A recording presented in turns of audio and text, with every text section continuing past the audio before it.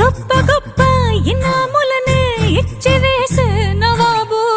నన్ను మాత్రం చిన్ని చిన్ని ముద్దులడిగే